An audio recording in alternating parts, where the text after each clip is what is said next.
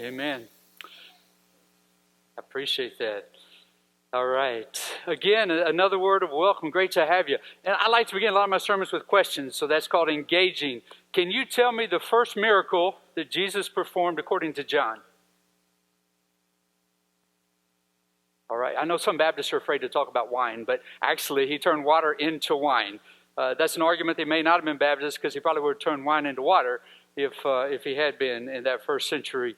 And our other campuses are actually focusing on that amazing first miracle in the context of serving your family. And of course, Jesus was at the wedding, Mary was at the wedding. Joseph isn't mentioned, so probably Joseph was already deceased.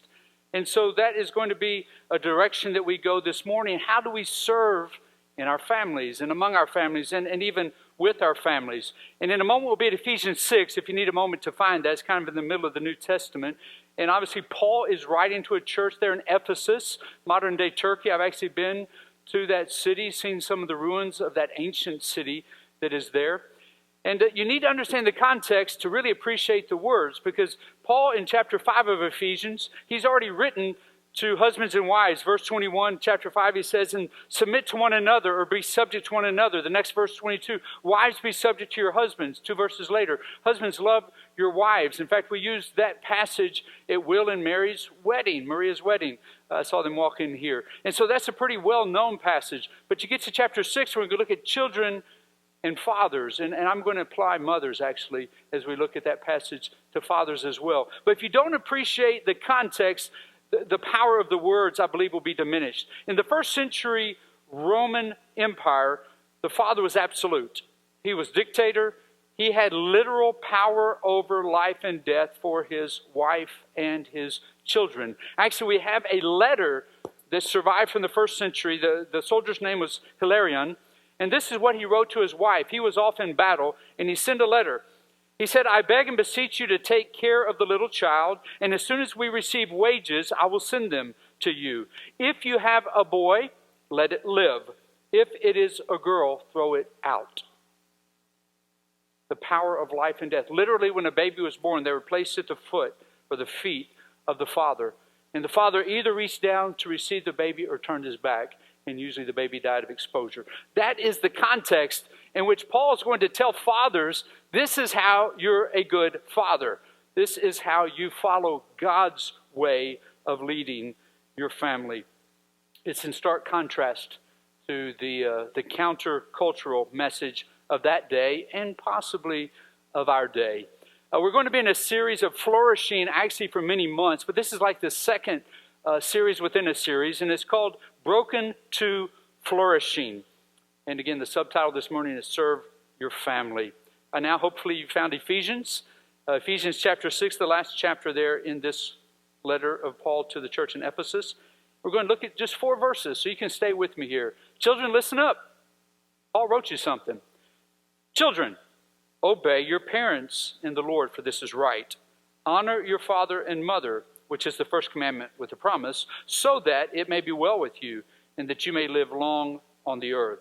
And he goes to fathers. Fathers, do not provoke your children to anger, but bring them up in the discipline and instruction of the Lord.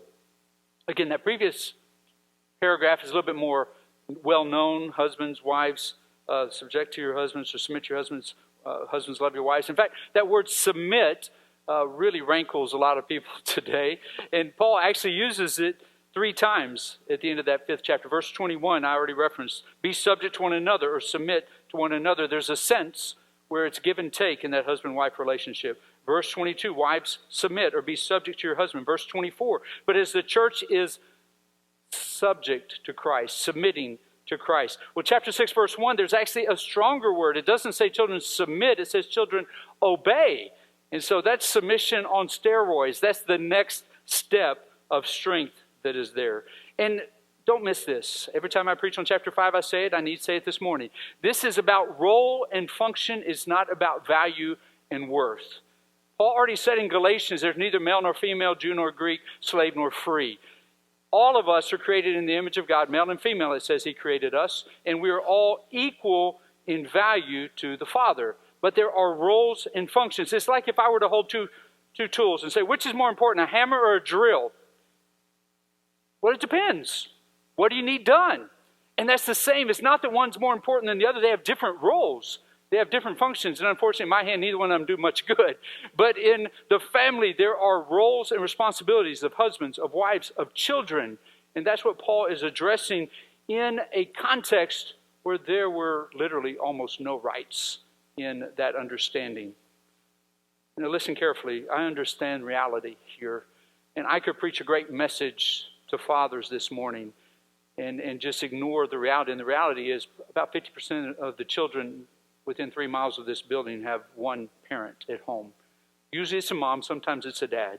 And some of you may be in that position. Well, let me encourage you that if you have to fill the role of father because there is no father right now, listen to what God's word says. I believe there's an encouraging word for you as well. And also don't miss this. As a church, we are here for you. Don't feel you have to do it by yourself. Don't feel like at the end of the day you're exhausted and there's no hope. There's always hope. If we need to run a kid to soccer practice, let us know. I know Miss Barbara's been to Grandparent Day at a couple schools. I can be a grandparent. In fact, I am one. And we can show up and we can be there with you. Don't feel you have to fight the fight alone. And Paul is writing to a church, even in Ephesus, when he begins to address children and then fathers. But what does Paul say to the children, and what does he say to the fathers? I could sum it up in 2 phrases, and they rhyme to help us remember, okay? Children, obey, don't rebel. Fathers, parents, lead, don't repel. All right? Sounds like a t-shirt, but if it helps you remember, I'm all for it, okay? Children, kids, listen up. Preacher rarely talks to you directly, and so I want you to hear what God's word says about children. And also I need to make this clear. Children, you may be 30 and you're someone's child, or you may be 40. And so honoring our father and mother doesn't end at 18. And so there are applications for all of us. And first thing you need to understand is God has you in your family for a reason. Now you may look around and say, well, that family seems more wealthy or nicer, or they have a better school, or they have better circumstances. You can do that, and I think that's human nature. But God has you in your family for a reason, whether by birth or adoption. About 50% of the homes around here, also a grandparent may give primary care or secondary care. And so maybe a grandparent's listening to me right now, and you can apply these words as well. That God has constructed the family. Maybe it's imperfect, and maybe it's not the ideal. Maybe it was not even the planned 5 years ago, 25 years ago, but it's the reality of today, and God has a purpose in it. Kids, are your parents perfect? No. Do they make mistakes? Yes. But I'll reverse that. Kids, are you perfect? No. Do you make mistakes? Yes. And so it makes for a great relationship that we work together. And again, Paul wrote these where children had no choice. A Roman child did not sit around thinking, I wonder if I'll obey my dad today. He didn't say no twice. But Paul is saying this is the ideal. This isn't the forced environment or culture. This is what godly families, this is how they act. I like what John MacArthur wrote, sharing the difference between honoring your parents and obeying your parents. He wrote these words. He said, honor is the attitude behind the act. The act is obedience, and honor is the attitude. Remember that an act without the proper attitude is hypocrisy. If you do what your parent tells you to do, but you hate it, and you're unwilling and nasty about it, then you're a hypocrite. If you do what your parents tell you to do, but you're bitter, fearful, reluctant, and selfish, that's not the right spirit. God is after the attitude much more than he's after the act. Because if the attitude is right, the act will follow. But a right act with a wrong attitude is nothing but hypocrisy. And so seek both, honor and obedience. How many of you have taken driver's education? Okay, the rest of you, I think I've been behind you at red lights before. Okay, it's been a long time since I did it. Now, there were automatic cars back then, but I remember a few of the lessons, 10 to 2. I think they've changed that now. But one is the yield sign. Everybody has seen the yield sign. And what I remember from driver's ed was yield is to be given, not taken. Anybody remember that statement? Okay. Yield is to be given, not taken. What does that mean? Well, if I'm in the right-of-way, I have the major road, and there's a smaller road coming in, they have a yield sign. And this guy's barreling in. Now, I can sit there and say, nope, I have the right of way. You've got to stop. And he can run into me and I can be right. Or I can be smart and I can realize that guy's not paying attention or he doesn't know the rules of the yield. And he'll pull right in front of me, which happens quite a bit. And I will be right and right. The same with submission. Submission is not something demanded. When I talk with couples before marriage, I always treat chapter 5 like 2 letters, one to the wife, one to the husband. We get in trouble when we read the other letter. I've been with many guys who say, yeah, look at that. It says be subjective to me. And then she'll say, yeah, but look, it says you're to love me as Christ loved the church. And they get mixed and said, well, why don't you read your part and you read your part? And children, what's your part? Children, your part is obey and honor your parents. Listen up. You learn to honor and obey God by honoring and obeying your parents. That's the training ground. That's where you learn to make right decisions.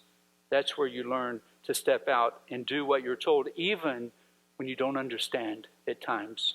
I came across many stories. I'm not going to share them. They were just demoralizing. I could show you pictures of heinous crimes. I mean, children have killed parents just in the news lately. Children have done things in schools. We all know the story because they weren't given good parenting, because they weren't raised in a place where there were clear boundaries. There were no boundaries in many of these situations, and they went off the deep end.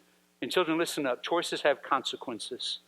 Now, when you're 5, 6, and 7, they're a little different, and they're a little less than when you're 17, 18, 19, but you build a pattern with that. My best friend in high school, he grew up in a church not far from my church, but in 10th grade, his family moved to my church, and we just hit it off. We both were funny, good-looking, obviously. We were both on the football team. We liked sports, and so we just hung around. He was a super guy. And next couple years, and then by our senior year, he was kind of drawn to another crowd. It was a little bit more popular, and the drug of choice at that time was mostly alcohol. And he knew I wouldn't, and he knew he shouldn't, but we generally had this agreement. Friday night we'd go out and do crazy stuff, and then Saturday night he would kind of go with his other gang. And I went off to Houston Baptist University. He went off to A&M. First time he tried cocaine, freshman year. And by the 3rd year, he had dropped out of school, joined the military, kept up the habit, was dishonorably discharged, though he lied to me. This whole time I didn't suspect anything. Woke up in the crack house one morning, owing tens of thousands of dollars to a loan shark, pay his habit, and actually fled the state with his life. You're not going to bother me, brother. And in the end of the story, I just lost contact. I was overseas. I came back and actually saw his parents, and with tears, his mom told me that he died in a diving accident years later. But choices have consequences. And he knew better. He was raised in an environment that knew better, but he made those choices. And kids, right choices now begin a pattern of life of right choices later. And the kids, let me just also give you a little kernel of truth. If your parents live long enough, there'll be a day where you're the caregiver. And so any of my kids here do it well. Fathers, parents, and again, some of you mothers have the role of father as well. Lead, don't repel. And again, in Paul's culture, fathers could do what they want. They were basically dictators. And there are some of those still today. But listen again, verse 4 says, Fathers, do not provoke your children to anger, but bring them up in the discipline and instruction of the Lord. We see that same word in chapter 4, verse 26, when it says, don't let the sun go down on your anger. Don't anger your children. Now, listen carefully. There are times we do the right thing and our kids get angry. That's not what this is talking about, all right? Children lack maturity. That comes with growth. And so when you say it's time to go to bed and they throw a temper tantrum, you didn't provoke them to anger, okay? When you say you can't have ice cream for your main meal, you didn't provoke them to anger. In fact, I see the result or the reverse too often today, that parents are afraid to parent because they're afraid little Johnny's going to cry or kick or whatever. Well, no, Johnny needs you to parent. Johnny needs you to set boundaries. Now, not arbitrary and not inconsistent. That's more of a challenge than setting those boundaries for our children. It's been several months ago now. I was checking out of a grocery store, which thankfully I rarely have the joy to do. And the mama in front of me, about the 4th time, This kid was just acting up, rebellious, screaming, all of that. And she said, I'm going to count to 10. I'm going to count to 10. And the fourth time, she said, I came that close to saying, lady, why don't you just let me spank him?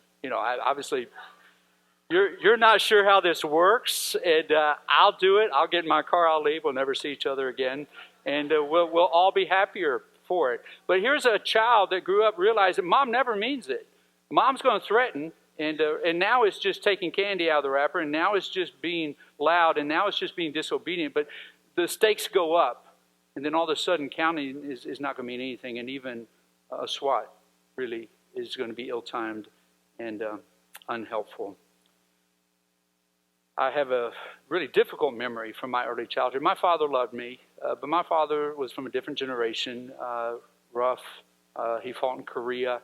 His father was even rougher, and so hopefully we're getting more gentle with each generation. But I remember I was probably 5 or 6, and my dad just, I don't even know the context, I don't know why, but he just exclaimed a curse word. I didn't know it was a curse word. It was just a funny sounding word to me. And so I exclaimed it. And he said, don't say that. And I thought it was fun, so I said it again. And like that, he slapped me across the face. First time he'd ever slapped me.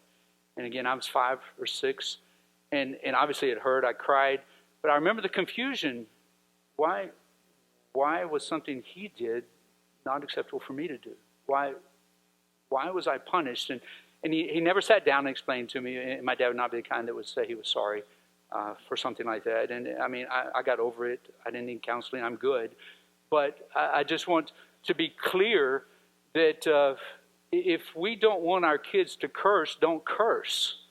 If we don't want our kids to smoke, don't smoke. If you don't want your kids to try weed or whatever, then don't. Don't have it in the house. If you don't want your kids to drink or drink to excess, lead a life that models that. And I believe that's the greatest advice here is, in the words there it talks about nurture and admonition, the old King James. My version says discipline and instruction. In one word, I would say guidance. That's the role of the parent, is to guide the child. Again, it's so foolish. I hear it sometimes. I'll meet people and I'll talk to them about the church of the Lord, and they'll say, I'm going to give my child the choice. I'm not taking my child to church. And when they get old enough, they'll decide whether they want to follow the Lord. I'm like, seriously? Do you say, I'm not going to take my child to the dentist because I'm going to let them decide if they ever want to go to I'm not going to feed my child. I'm going to put it in the pantry, and if they decide to eat, then, I want them to have freedom. I want to give autonomy to my children. How foolish is that? If your child has never heard the gospel and they reach 18 years old, the chances of them coming to faith are so much less. Invest. Of course, someday your child will have to decide.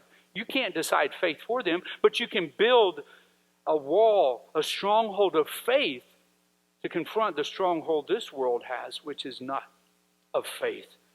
Don't be foolish. Paul wrote a similar word to the church in Colossae. Colossians 3:21 has a little different nuance. He says, fathers, do not exasperate your children so that they will not lose heart. He's talking about parent the inner child. It's not just discipline. It's not just control of behavior, but it's the heart of the child. Don't exasperate.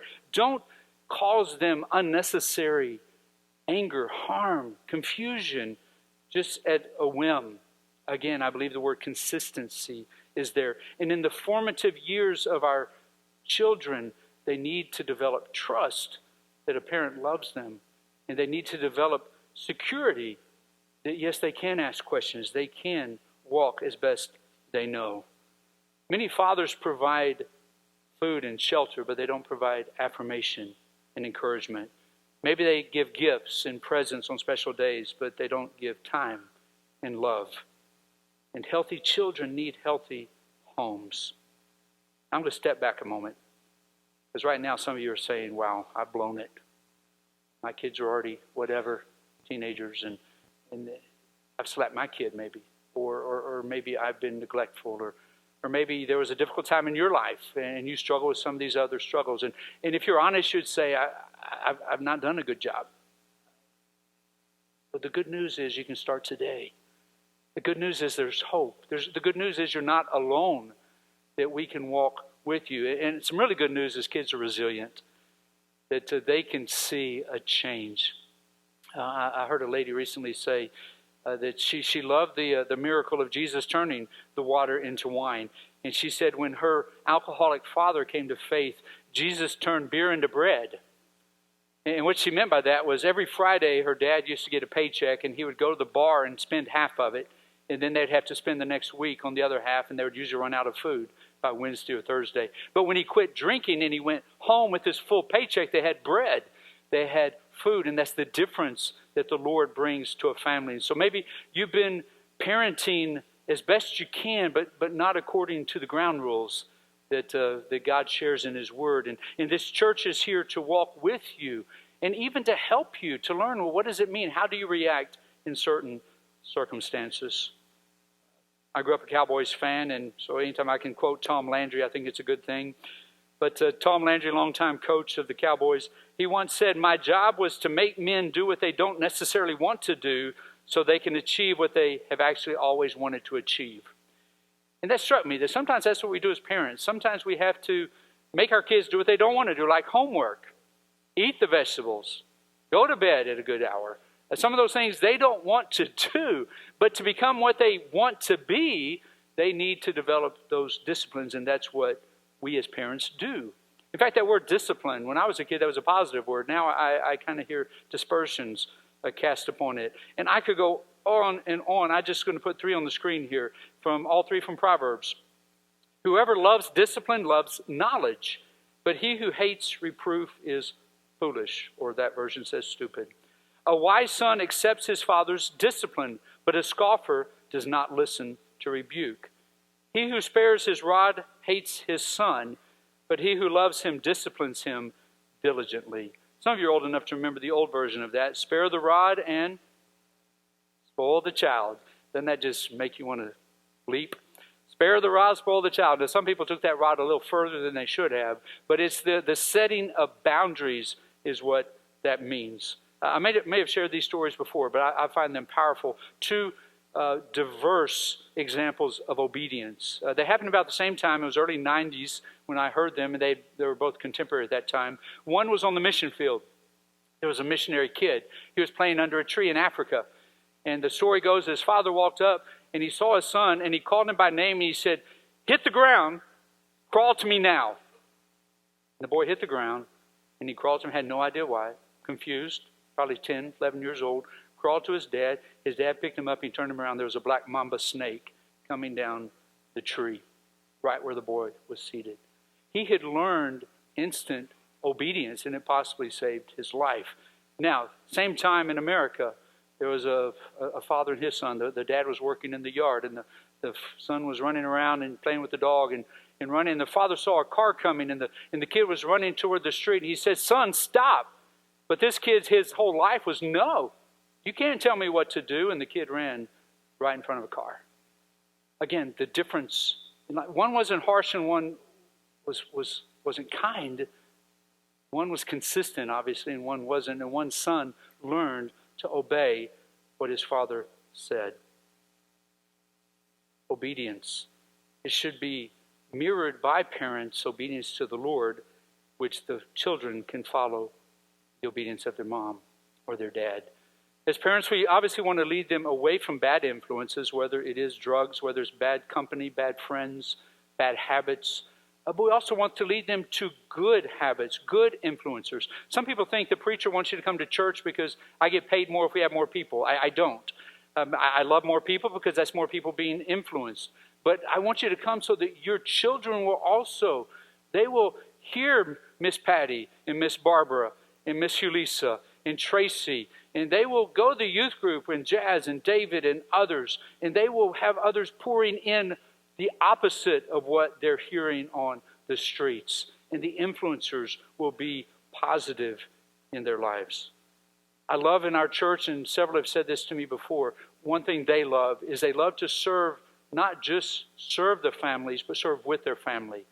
And so whether it's making coffee or cleaning up on a work day, or I don't believe we've had a day where we've gone door to door where there wasn't a couple strollers. And I love it. I love to see families out engaging the community.